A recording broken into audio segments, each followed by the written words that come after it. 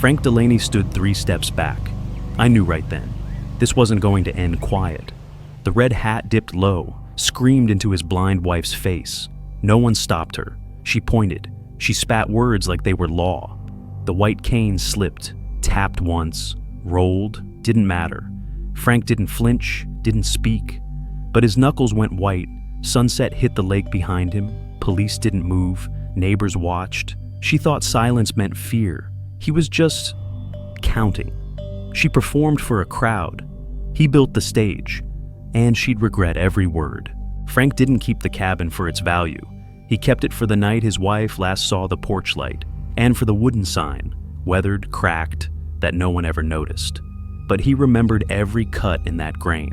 They built it in '99. No blueprint, just chalk lines, hand tools, and a stubborn kind of silence.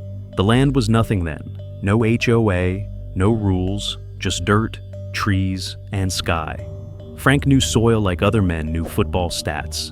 He mapped it, measured it, even kept the old township markers when they changed the zoning line. The day she lost her sight, they were out by the lake.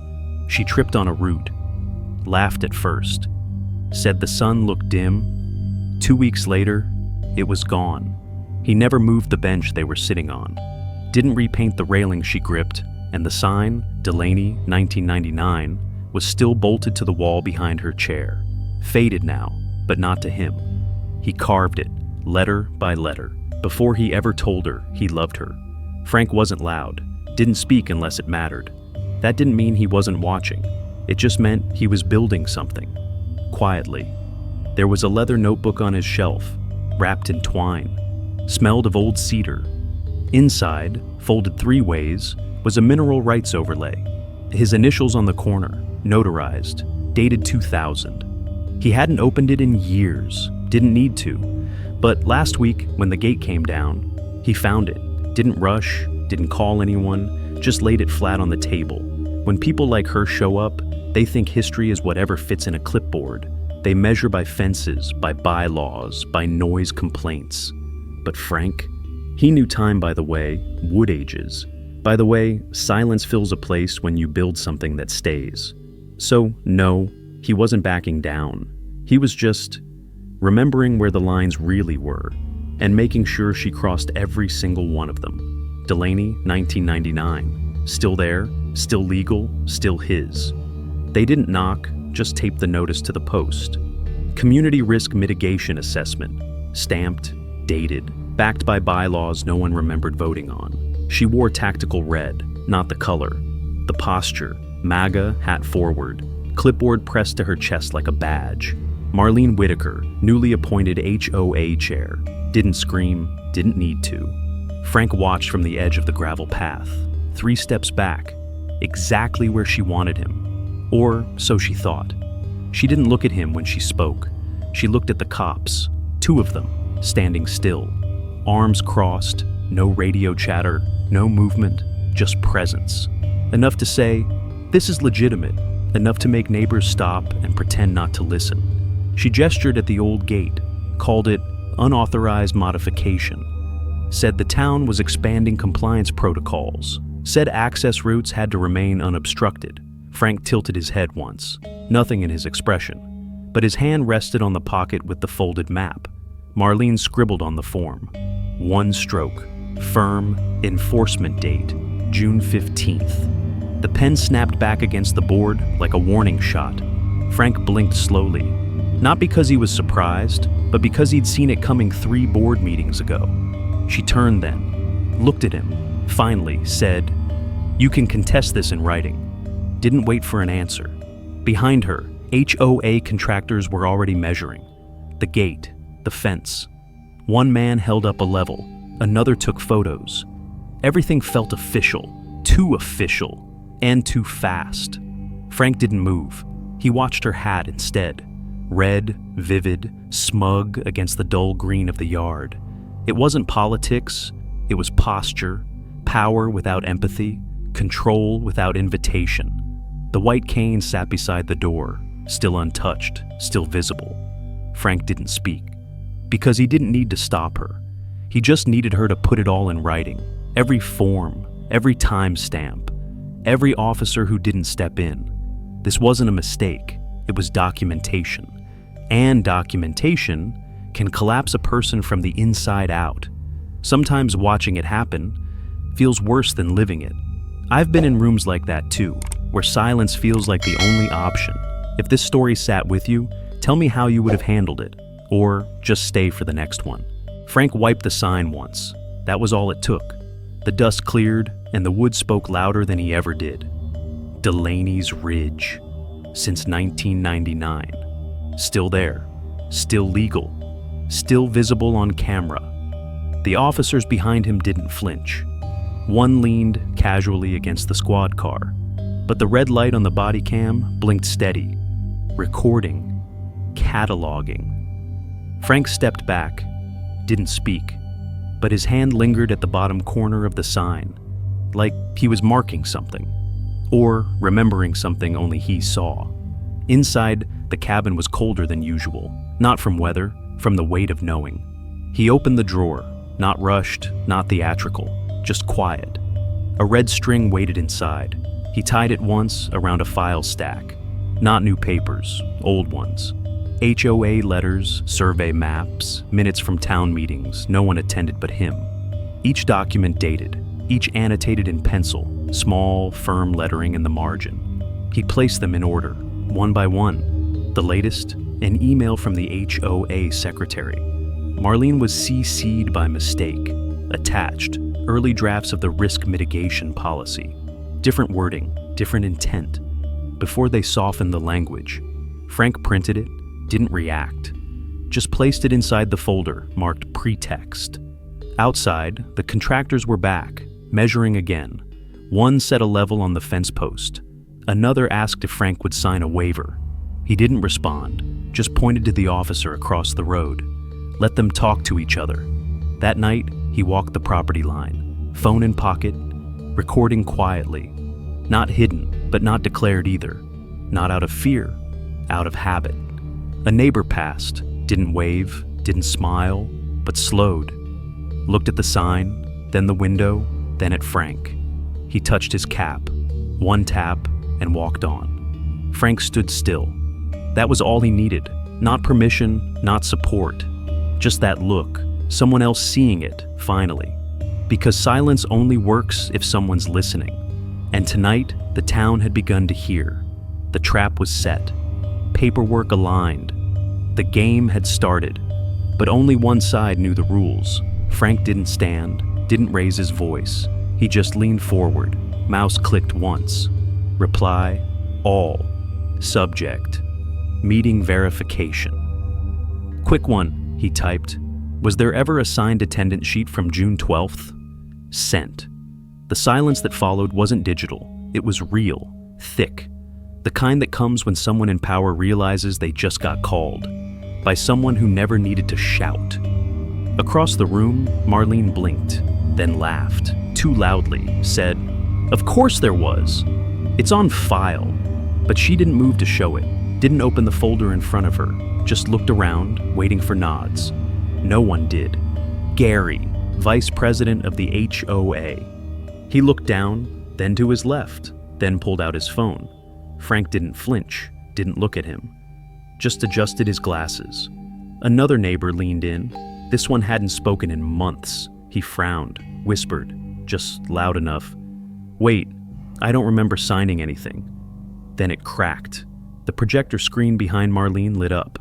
A recording from last quarter. She was front and center, her voice clear. "We've got the signatures. This is unanimous." But the camera angle shifted. Someone had recorded from the back of the room, on a phone, zoomed in. Her binder was closed, tabs untouched. That wasn't proof. That was a bluff. A man in the fourth row stood. Gray cap, work boots. His voice wasn't angry, just tired. "Ma'am, if you had my name, I'd like to see it, because I wasn't even in town that week." Another neighbor spoke up, then another. The dominoes started falling, not with noise, but with glances, questions, doubts. Marlene's mouth moved faster, hands gestured, explanations layered over justifications. She used words like oversight and clerical and intentions. Frank just sat back, crossed one leg, folded his hands, no notes, no defense. Only the sound of her unraveling, because he didn't need to accuse. He only needed her to talk long enough until someone else stopped believing. And now they had. The old map, the rusted nail, a lost audio file buried in an email thread. They used to be nothing. But that day, they spoke louder than anyone in the room. The meeting was slipping, voices low, tension thick. Marlene leaned in, trying to retake the room. "Mr. Delaney," she said, "you're in violation of community boundaries. That fence crosses into green space."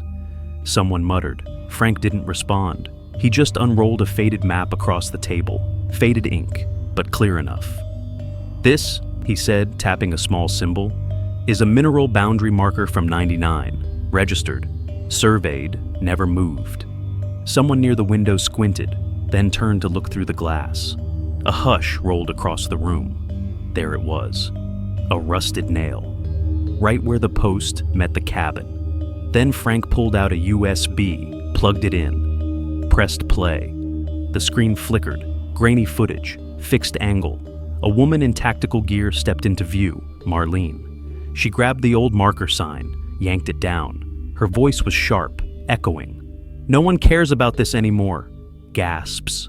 No one spoke. Then, a beat later, someone whispered, "She touched the marker?" Another file played, audio only. Town zoning meeting, 2 months earlier. Marlene's voice again, "HOA does not alter official boundaries. That's outside our scope." Click. A long silence, then the sound of boots. An officer stepped forward, pulled on gloves, walked past Marlene. She stiffened. He removed the HOA placard from the shared fence, slipped it into an evidence bag. "Excuse me?" she snapped. "That's public property, belongs to this community."